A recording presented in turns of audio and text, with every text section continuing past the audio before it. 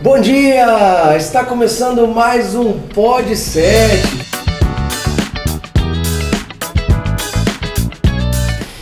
Com um episódio novo, né? Olha, hoje eu estou com convidados muito especiais aqui nessa manhã. É o nosso primeiro episódio onde a gente tem convidados, onde a gente está aqui entrevistando amigos. E a gente vai falar um pouquinho sobre inteligência emocional. Não perde não, que está incrível. Mas aproveita que você já está aí, olha, se inscreva no canal, mande o link, faça um comentário, ajude esse grande projeto a crescer. Vamos lá, eu estou aqui como eu falei, estou aqui com convidados especiais, eu estou aqui com a Elaine, com o Marcos, com o Renato. Eu já vou dar aqui as especificações de vocês, né, o currículo de vocês. Ó, a Elaine é coach pessoal, analista comportamental, family coach e preparadora emocional, professora de gestão da emoção e capelã escolar. O Max, treinador de inteligência emocional e terapeuta, criador da imersão Upgrade de inteligência emocional. Já palestrou em empresas como CSN, Unimed, Aldeia das Águas, casado com a Bárbara Almeida e pai do Benjamin e do Romeu. E o amigão Renato? O Renato é casado com a Jéssica, pai da Lavínia, Lucas e a Laura que está chegando, né? Vai nascer, cristão, criador do método NPC em alta performance, gestor comercial em soluções energéticas. Olha, primeiro, obrigado por aceitar o convite de estar aqui hoje no Pod 7, falando aí para tantas pessoas, né? A gente falar um pouquinho de inteligência emocional, né? Porque a inteligência emocional, na verdade, é cuidar das nossas emoções, mas também cuidar das emoções das pessoas, né? Talvez seja mais difícil, né? A gente gestar essas emoções. E a gente vai falar um pouquinho. E aí a gente vai começar hoje falando um pouquinho das bases da inteligência emocional. A gente sabe que as bases da inteligência emocional é a motivação, o autocontrole e a empatia. Elaine, vou começar com você. Vamos falar um pouquinho de motivação dentro da inteligência emocional? Fala um pouquinho pra gente. Bom, motivação na origem da palavra, né? É uma porta que se abre por dentro, né? E tem a ver com entusiasmo, que significa Deus dentro. Uau. Então, muitas pessoas estão buscando do lado de fora o que está aqui dentro, né? Então, motivação é motivo para entrar em ação. Uau! Então quer dizer que tudo que a gente precisa já está aqui dentro? Exatamente. Oh, que ótima definição, né? Eu entendo isso. A gente fala isso, né, Elaine? A gente fala sempre assim, olha, tudo que você precisa já está dentro de você. Deus colocou algo poderoso dentro de você. Tem um talento, né, dentro de você. Tem um podcast que a gente falou sobre o talento, né?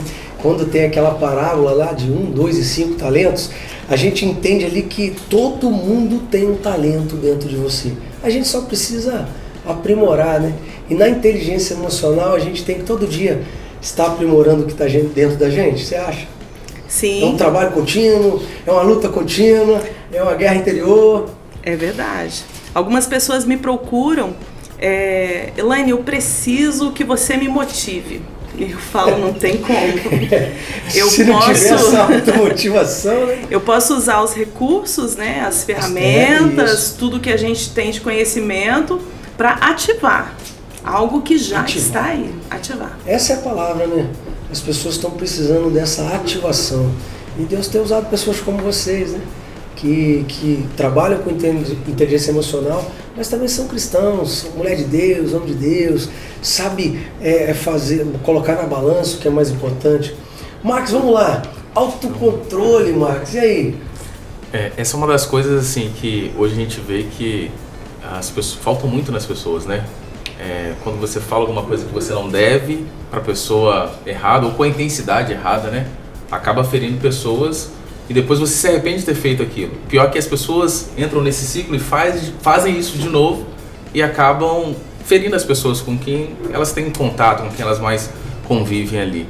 Então ter autocontrole, por isso que é uma das bases de inteligência emocional, né? E a pessoa, para ela ter autocontrole, a primeira coisa, ela precisa se conhecer, né? Reconhecer que ela está falhando, reconhecer que ela está ferindo as pessoas, começar a fazer essa autoanálise, né? Pô, acabei de ter uma discussão com o Leitz aqui. Pô, por que eu tive essa discussão?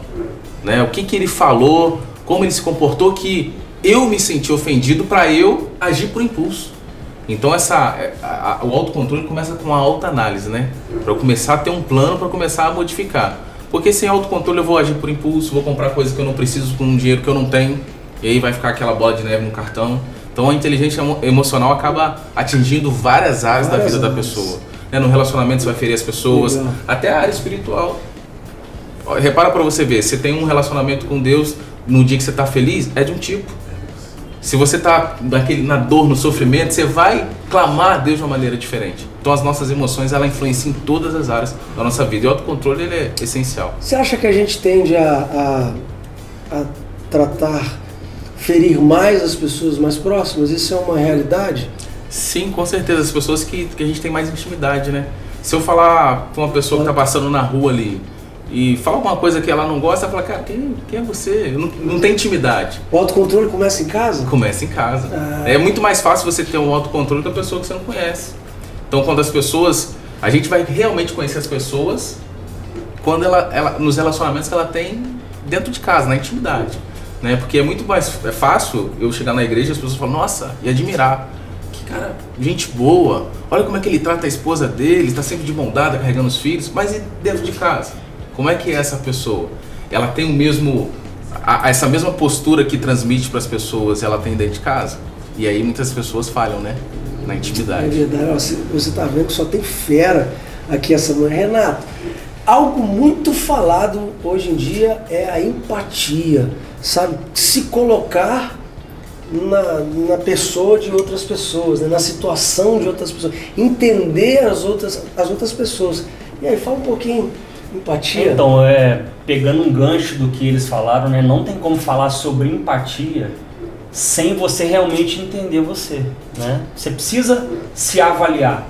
Hoje nós vemos pessoas que a todo momento falam sobre desmotivação, a pessoa fala sobre o autocontrole, a pessoa está descontrolada, tanto, né, emocionalmente, espiritualmente, sobre vários motivos.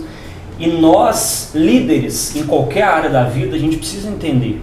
No início a gente estava conversando aqui, né, um feedback no início, você falou sobre o papel que você tem, o tipo de pessoa que chega hoje até você. Uhum. Então assim, hoje o papel que você tem espiritual ali na igreja, chega pessoas até você que talvez não chega para mim, talvez não chega para ela, talvez não chega para ele. Mas o que a gente precisa entender e ter empatia com essas pessoas? Independente do nível de pessoas que chegam até nós temos que sim ter empatia de entender e levar as pessoas até Cristo. Não tem como fugir disso, né? Hoje, por exemplo, eu trabalhei 12 anos na CSN e eu fiz uma transição de carreira para hoje, né? Estou trabalhando com gestão comercial em soluções energéticas. Hoje eu tenho mais de 1000 pessoas que eu lidero diretas e indiretas. Então eu tenho que ter empatia. E uma frase muito poderosa que eu aprendi é: respeite a ignorância das pessoas, porque elas não são obrigadas a saber aquilo que você sabe. É isso. Porque se você hoje não entender as pessoas e ter empatia com o nível de cada pessoa e o conhecimento delas, você vai a todo momento ter descontrole e querer bater em todo mundo com palavras, porque você não vai ter empatia. Eu acho que, eu sempre falo isso, né, quando a gente está ou dando mentoria, ou ministrando, ou pregando, ou palestrando, que cada um tem uma passada, né? Acho que respeitar a passada das pessoas é muito importante. Não é todo mundo que está na sua passada, ou tem gente que está numa passada mais avançada, alguém está numa passada um pouco mais atrás. Eu acho que cada um tem a sua passada, e respeitar essa velocidade, né, das pessoas, essa passada das pessoas, eu acho que é a solução para muitas coisas, principalmente para acabar um pouco com as frustrações, que é um outro tema que a gente quer falar aqui. Medo, né? Enfim, dor, medo, frustrações. Você acha que essa falta de empatia, essa falta de autocontrole, essa falta de motivação tem levado as pessoas a dor, medo e frustração? Como a gente pode, eu termino perguntando aqui, como lidar com essa dor que a gente vê nas pessoas, com essa frustração, com esse medo, com essa trava, né? Com esse bloqueio, né? Porque se tem uma coisa que bloqueia a nossa vida, é dor, é medo, é a frustração.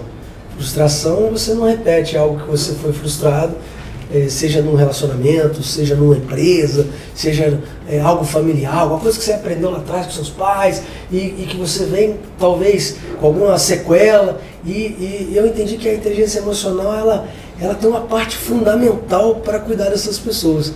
E aí, fala aí, Max, fala um pouquinho aí desse dor, medo, frustração. Interessante é a gente observar que todos nós vamos passar por alguma situação de dor na vida. A dor pode ser um luto, a perda de alguém, e não tem como, a gente vai passar, não tem como a gente não sofrer com isso. Agora, o mais importante é quanto tempo a gente vai sofrer.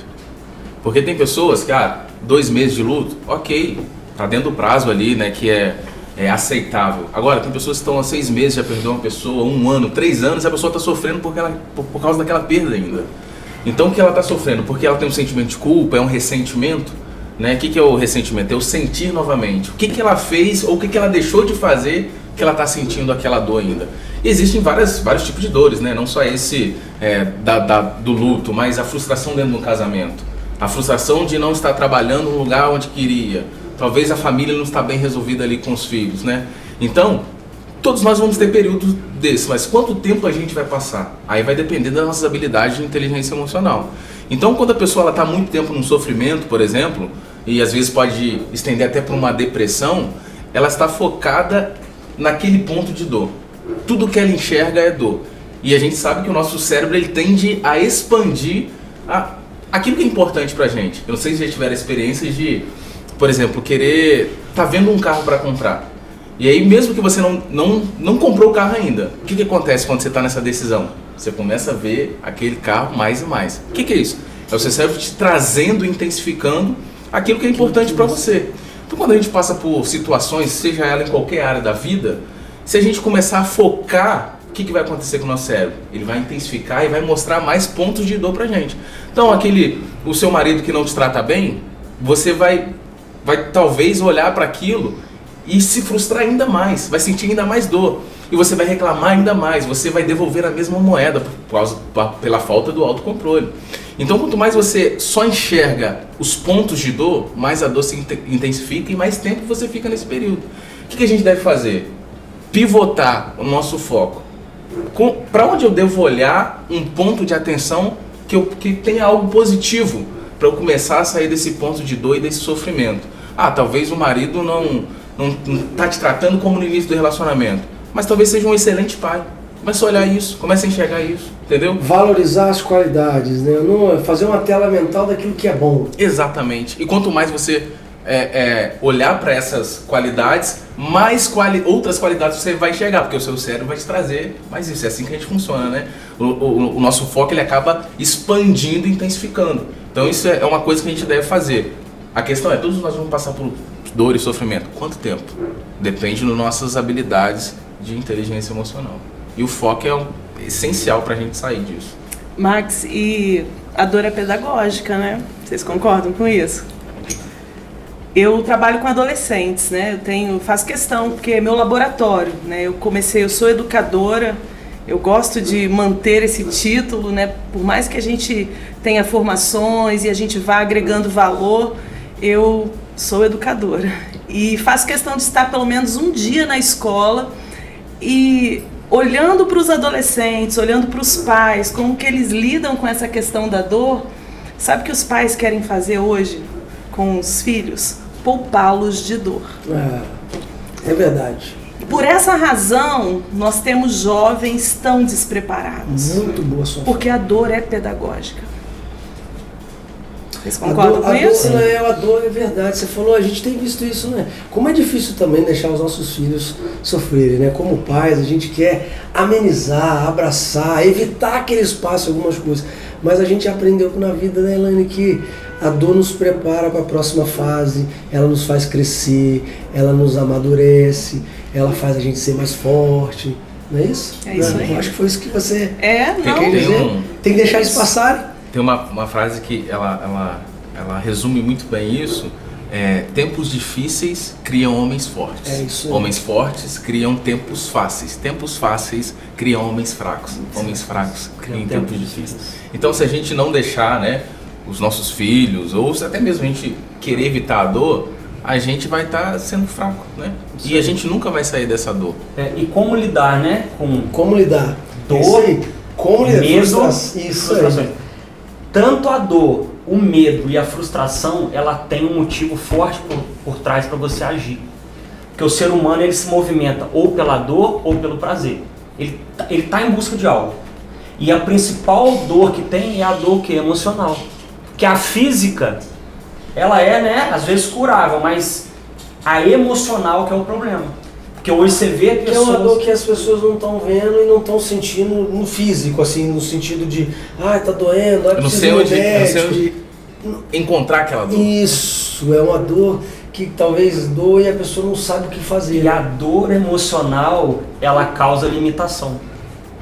Porque a frustração, hoje toda frustração que foi colocada uma expectativa em cima. E é uma expectativa que ele não conseguiu suprir. Por isso que você nunca deve colocar expectativa, você deve colocar o quê? Possibilidade. Porque a possibilidade ela pode acontecer ou não. E o meu, vou contar um caso aqui até meu. Toda agenda não cumprida, ela vai virar uma prioridade. Se essa prioridade não for cumprida, vai virar o quê? Uma emergência. Aí você vai ser obrigado a cumprir aquilo. Aconteceu isso comigo no dia 27 de janeiro agora, desse ano. Que dia que foi 27 de janeiro?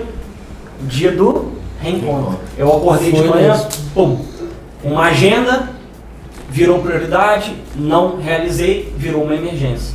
Algo grave, mas eu falei, não, eu tô já programado, fui pro reencontro. Eu poderia muito bem ter, não vou, não vai acontecer, não dá pra mim ir, não, eu preciso ir. Porque é justamente por esse motivo que eu vou agora. Então, uma dor que aconteceu, mas que eu transformei ela em quê? Em ação, para que eu não fosse frustrado por algo do passado que não poderia me deixar prostrado. Eu tinha que agir para que aquilo se revertesse. Então a dor vai existir sempre. Ou ela é física ou ela é emocional. Mas você precisa agir para mudar isso. Até a sua fé. Atitude. Vocês concordam que até a fé você traz aquilo que você não está vendo, mas você acreditar antes de acontecer. Eu gosto até de contar um caso. Jesus, quando chega, que ele fala para remover a pedra, se você for olhar ali, a primeira coisa que Jesus faz é ele levantar os olhos para o céu e ele agradecer. Pai, muito obrigado por me ouviste. Ele falou, ele agradeceu antes de ser removida a pedra. Então é você agradecer e entender que as coisas vão acontecer e você tem que crer antes dela acontecer. O Renato falou algo interessante, né? Que ou você se move por dor ou você se move por prazer, né? E nós mencionamos essa geração, eu acredito muito nessa geração, mas eles precisam de treinamento. É por isso que eu tenho dito, Deus, eis-me aqui, né? Quando eu fui lá para o Projeto Vida, eu não tive autorização de Deus para pegar nenhum cargo ministerial na igreja. Deus falou assim, calma que eu vou te mostrar o que eu quero. E hoje eu trabalho treinando adolescentes, eu me coloco como preparadora emocional. Eu treino pais de adolescentes, eles passam 10 semanas comigo, né, num treinamento de inteligência emocional e inteligência espiritual. E é tão simples, porque na verdade o manual da vida, o maior livro de neurociência que a gente tem é a Bíblia. E quando os pais se voltam para isso e começam a ter pequenos ajustes, os resultados são extraordinários. Então, quando a gente olha para essa questão da dor e do prazer, quando eu tento poupar o meu filho de dor, ele vai se mover sempre pelo prazer, que é temporário. É a superproteção? Superproteção. E aí entra aquela coisa de eu preciso de força de vontade para fazer isso. Força de vontade? Eu preciso de decisão. E eu preciso me mover, né? Mas se eu não sou treinado para fazer, eu acabo ficando paralisado. Se eu não tenho preparo, né? Uma coisa interessante é que, diante do estudo, né, que vocês falaram, que o medo é paralisante. Então, a pessoa que ela está fugindo da dor, ela está com medo de sofrer de novo. E ela acaba não avançando naquela área da vida, seja qual área que for. Então, o medo tem esse poder, né? Se você não enfrentar o medo, lógico, tem técnicas para isso, você vai ficar paralisado. Agora, deixa eu apimentar um pouquinho mais. A gente escuta o tempo inteiro as pessoas falando, seja em podcast, cursos, que o mundo está doente, que ele adoeceu, principalmente pós-pandemia. A gente teve um pleito eleitoral também que as pessoas ficaram muito frustradas, muito doentes, né? E a pergunta, o mundo está doente, na opinião de vocês? O que vocês acham? Isso é uma realidade mesmo? Pós-pandemia, as pessoas estão mais doentes, eu acho que a internet realmente aflorou na mente das pessoas, e as pessoas não estão sabendo lidar com muitas dos acontecimentos, das suas dores, frustrações, seus medos. Está doente? Antigamente, quando a gente não tinha muita opção de escolha, né? O cara lá, 1980, o que ele ia ser da vida? Normalmente ele vai ser o que o pai determinar para ele. O pai é marceneiro, ele vai no negócio da família. Né? O mundo ele foi evoluindo e dando mais opções pra gente. Isso é uma coisa boa. Só que as pessoas não sabem lidar com isso. E aí quanto mais opção você tem, mais paralisado você fica. Tem um como é que chama? É o paradoxo da escolha. Né? Quanto mais você vai naqueles canais de streaming, né, que a gente vai escolher um filme, a gente passa 1 hora para escolher um filme. Por quê? Você tem muita coisa para escolher. Então a gente acaba sendo o quê? Paralisado. Isso também gera mais ansiedade. Né? Eles fizeram um experimento que é interessante de colocar, isso foi nos Estados Unidos, 2 tipos de geleia no mercado. E vendia bastante, vendia muito. Eles colocaram 11. Os 2 que vendiam pararam de vender. As pessoas chegaram na prateleira, ficavam olhando para decidir e não decidia nada. Então isso acabava paralisando. Então hoje a gente tem muito mais opções de quê? Qual faculdade que eu vou fazer, qual emprego, o que eu vou ser na vida. Né? Os adolescentes, né? Acaba deixando indecisa. Será que eu vou começar? E não começa nada. Ansiosa, depressivas. E entra outra coisa também, a questão das redes sociais. A gente olha hoje nas redes sociais, todo mundo tem a sua vida perfeita. Ninguém de nós aqui posta frustração né? Isso é uma coisa normal. Ninguém posta. Posta lá vitória. Hoje, gente, eu tô aqui comigo. Não, vim aqui gravar um podcast de inteligência emocional. A gente quer mostrar as nossas vitórias. Se a gente faz isso, as pessoas que a gente acompanha também fazem na mesma medida. Só que muitas vezes a gente olha para a nossa realidade, nosso casamento, nosso lá dentro do trabalho, o salário, e eu vou me comparar com aquilo que está nas redes sociais. A vida perfeita de um instante. Isso que é um iceberg. Isso aí vai te gerar o quê? Só vê 10%. Você só vê o que está ali mostrando. O que a pessoa fez para chegar naquela posição, todos, né, os erros, enfim, coisas que não aconteceram, ele tá por baixo, ele não mostra. A maioria não mostra. E isso vai gerar o quê? Frustração. Você vai olhar, às vezes o seu casamento não é ruim, o seu salário não é ruim, mas você comparando com aquilo que você está vendo, você começa a se frustrar. Essa coisa da comparação é muito, muito difícil, né? O mundo está doente, Elaine. Tá doente. E é bem interessante quando a gente olha para tudo isso que a gente está falando aqui, a questão do volume de informações. É tudo muito bom. Olha as possibilidades que nós temos aqui. Mas quando eu tenho muita informação, é natural que seja pouca ação. Por quê? Saber é cognitivo. Fazer é emocional. A palavra de Deus já diz, né? Aquele que medita de dia e de noite. Está falando de pensamentos. Tudo começa no pensamento, né? Se eu tenho um volume de pensamentos fragmentados muito grande, qual a possibilidade desse volume de pensamentos se tornarem ação assertiva? Quase zero, né? Verdade, gente, eu tô aprendendo muito. É a função de você querer fazer tudo ao mesmo tempo, tudo ao mesmo tempo, você acaba não fazendo nada. Só falando um pouquinho do que ela falou, você vê, às vezes a gente se pega nessas situações. Então você tem que ter uma disciplina forte para você não cair nisso, né? Porque a sua mente faz você cair nessas armadilhas. Aí hoje eu fui levar a minha esposa para fazer a sobrancelha, né? E aí eu falei assim, esqueci meu livro, porque era meia hora que ela tinha que ficar lá na menina da sobrancelha, e eu tinha que ir no hortifruti comprar a fruta e voltar. E ela falou assim, peraí, mas você tá querendo ler livro, tá querendo ir no hortifruti, eu só tenho meia hora, não vou ficar. Porque eu tô acostumado a demorar mais um pouco, então, sei lá, meia hora você faz uma coisa, meia hora você consegue fazer outra. Mas hoje o mundo está doente, o mundo está focado em quê? Por quê? Hoje tudo que você ouve, sente e vê, fica causando crenças na gente. Uhum. Então, quem se concentra muito no passado, fica o quê? Depressivo. Quem se concentra muito no futuro, fica o quê? Ansioso.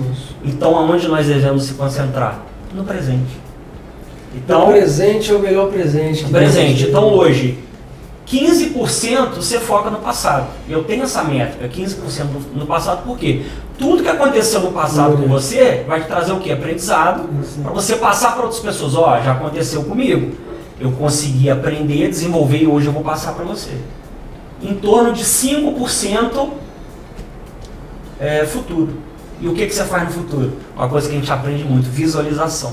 Eu tenho meus sonhos e onde eu quero chegar. Eu tenho que ter um objetivo. Eu tenho que saber para onde eu estou indo. E a maior parte do tempo eu tenho que estar fazendo coisas produtivas no meu presente que me levam até o meu destino. Então o medo hoje, a doença, as pessoas estão focando em muitas informações, acabam não escolhendo nada. Hoje, tem muitas pessoas que às vezes têm a oportunidade da informação, mas não treinam o suficiente, pelo tempo suficiente para ter resultado, ou quando treinam, se enchem de informações, fica com aquela obesidade intelectual, mas não coloca em prática. Na maioria das vezes, você colocar em prática é o quê? Você ensinar. Quando você ensina, você multiplica. Renato, o volume de cursos que as pessoas fazem hoje, né? É assim, é um negócio gigante. Algumas pessoas com dificuldade, tá com desafios financeiros. Por quê? Compra, porque querem uma solução mágica, né? As pessoas não querem o processo. E o Renato já deu algumas, ele já entrou na nossa próxima pergunta, né? Bom, se o mundo está doente, qual que é o exercício? O que a gente pode fazer para melhorar? O que vocês têm feito para melhorar dentro do trabalho de vocês, dentro da vida de vocês, dentro das pessoas que vocês atendem, porque todos vocês trabalham com mentoria, trabalham com pessoas, trabalham com pais, trabalham com funcionários. O que a gente pode fazer para melhorar o mundo doente? Gerenciar os pensamentos. Tudo começa com pensamentos. Então esse gerenciamento de pensamentos é muito mais simples do que as pessoas pensam. Só que é um processo. Você vai como uma criança que está aprendendo a andar, caiu, levantou, caiu de novo, levantou, até eliminar totalmente os pensamentos tóxicos. Eu posso dar um exemplo? Claro. Existe um esquema que a gente chama de estágios da competência. Veja se é simples para vocês pensar nisso. Nós temos a incompetência inconsciente, quando nós não sabemos algo e nem sabemos que sabemos. Eu vou usar o exemplo quando eu falava mal das pessoas e fazia fofoca. Você fez isso, eu não acredito que você fez isso. Você não tem cara de fazer isso. Só que eu não percebia. Era inconsciente. E eu comecei a me constranger com isso. E foi intencional. Eu tive que começar a mudar algumas coisas, sabe? O J.B. Carvalho, no livro Metanoia, ele fala o seguinte: diga-me os livros que você lê, os programas que você assiste, as músicas que você ouve, quem são seus amigos e eu poderei prever seu futuro.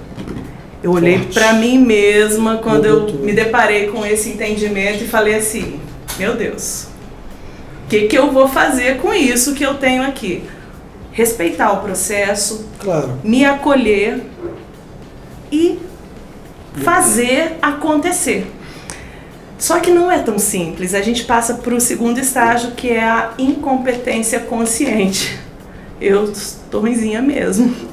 Não tá legal. E isso em todas as áreas. Você pode aplicar onde você quiser. Eu estou usando aqui o exemplo do falar mal.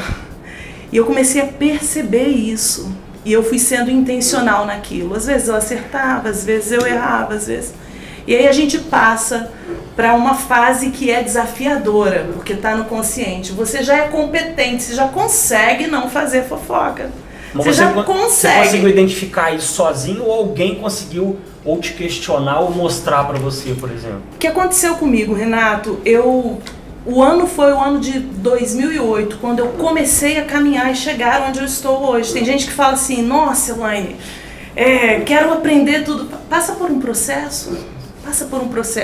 Eu comecei a me constranger porque eu vi que eu estava muito mais ou menos, sabe? Eu tinha as minhas atividades na igreja, eu estudava, mas era tudo mais ou menos. Eu era uma mãe mais ou menos, uma filha mais ou menos, uma amiga mais ou menos, tudo muito superficial.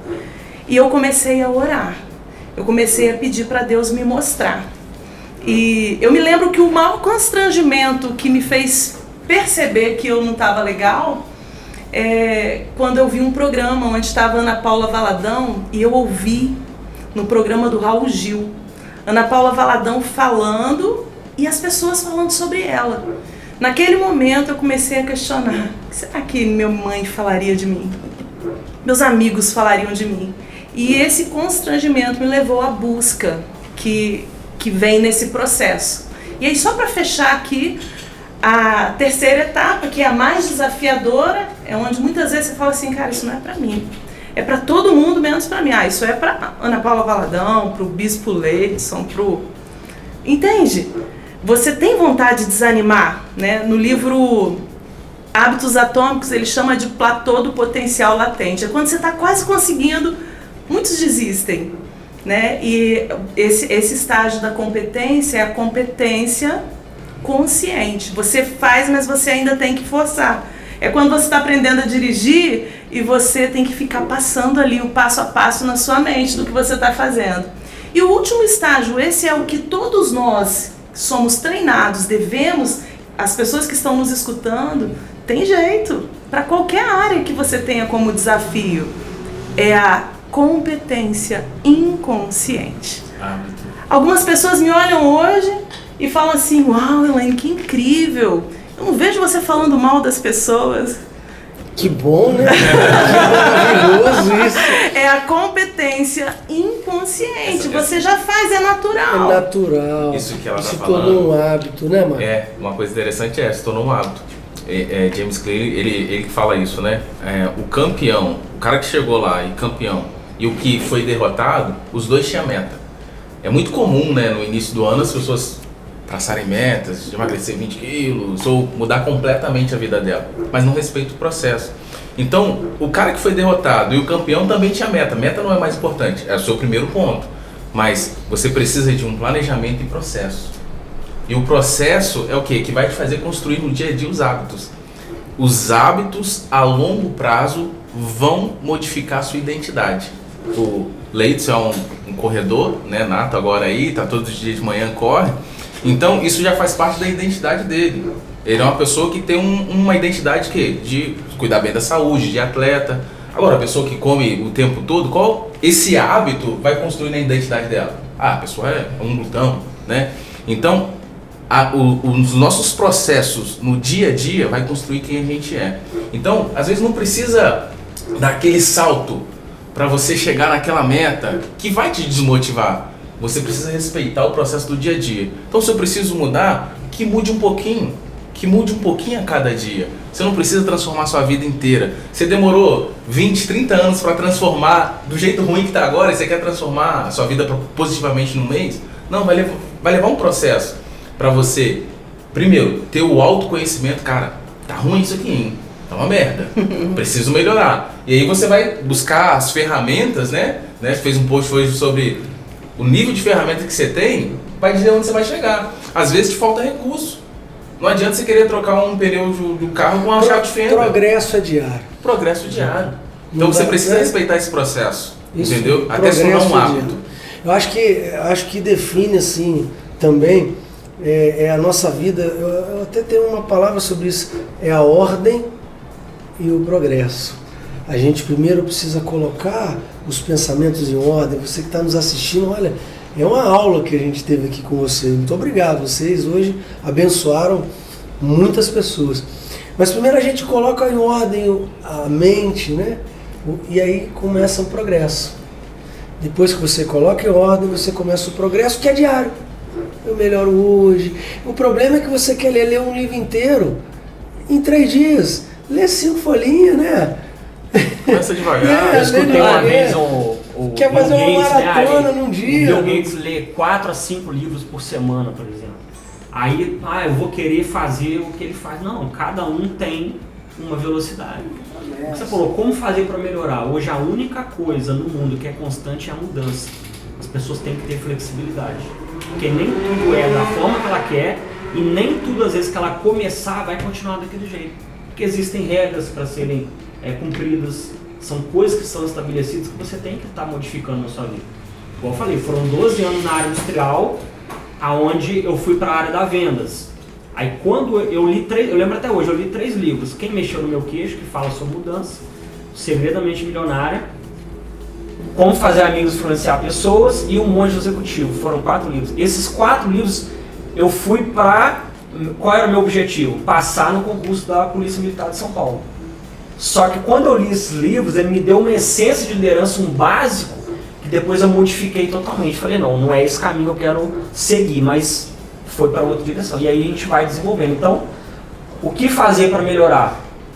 Como ser influente, um ano da influência, né? Como ser influente, tá? A escola da influência, tá vendo aí? Isso aí. Né? Pode fazer inscrição, o pessoal aí. Isso, lá no Projeto Vida. Temos professores Universidade da Vida, né? Isso aí. Escola da influência. A melhor forma de você ser influente é sendo constante em algo.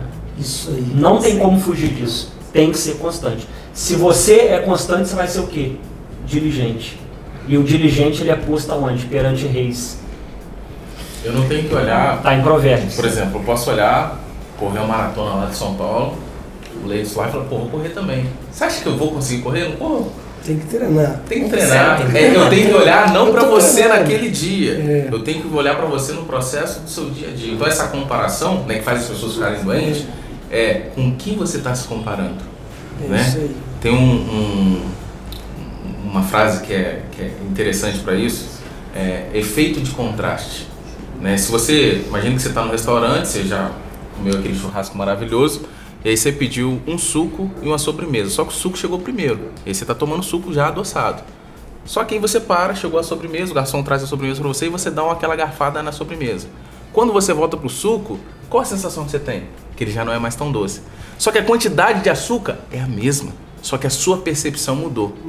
Então, o que é esse efeito de contraste? Com que você está se comparando? Com aquilo que é mais doce ou com aquilo que você já estava no seu dia a dia e estava bom? O açúcar estava bom, mas agora está um pouquinho mais amargo. Então, se eu quero ser um atleta e olhar para a vida do Leites e falar assim, com o que eu estou me comparando? Com o Leites que faz aquilo no dia a dia ou com aquele que já correu a maratona? Então, essa comparação que a gente vê nas redes sociais é o que faz as pessoas ficarem doentes. Então, eu tenho que pensar nesse processo, nesse progresso, o que essa pessoa faz no dia a dia ou o que ela fez antes de chegar lá. Porque ela foi constante em uma área até ela chegar lá. Constância é algo importante demais. Essa questão da persistência também, eu acho que aí onde entra o NPC que eu falei, né? Criador do método NPC. Eu consegui chegar nesse padrão que é NPC, necessidade, propósito e constância. Você tem que ter uma necessidade. Nem sempre a necessidade vai ser uma necessidade básica. Mas às vezes a pessoa tem uma necessidade de passar mais tempo com a família. A pessoa tem uma necessidade emocional, não importa qual for. Necessidade, você vai ter um propósito, vai ter uma constância, você vai chegar no seu resultado. Vamos lá. Gente, olha, a gente sempre encerra o nosso podcast com papo de super-herói. Até por isso que eu tô com essa camisa aqui. Eu acho que todos nós, em algum momento da vida, precisamos ser super-heróis, né? A gente precisa ser o super marido, né? Super pai, a Mulher Maravilha para dar conta de tudo, né? E principalmente as mulheres, né, que tem uma cobrança maior. Elaine, qual é o seu superpoder? Olha, sem pensar muito, perdão. E o grande vilão, raiz de amargura. Uau! As pessoas pensam que esse superpoder é para beneficiar o outro, mas não.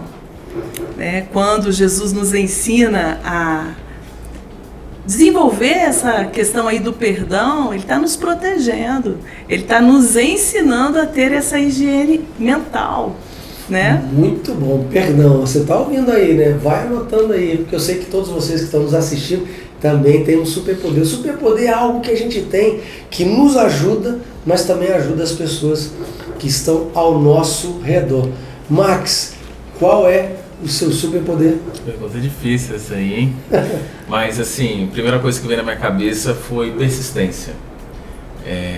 Nasci numa família muito machucada, né? Os pais separados, né? Num ambiente socioeconômico ruim. E consegui superando essas coisas. Para você ter ideia, não sei se todo mundo sabe, mas eu sou concursado também. E eu fiz 6 provas, 6 anos para passar no concurso.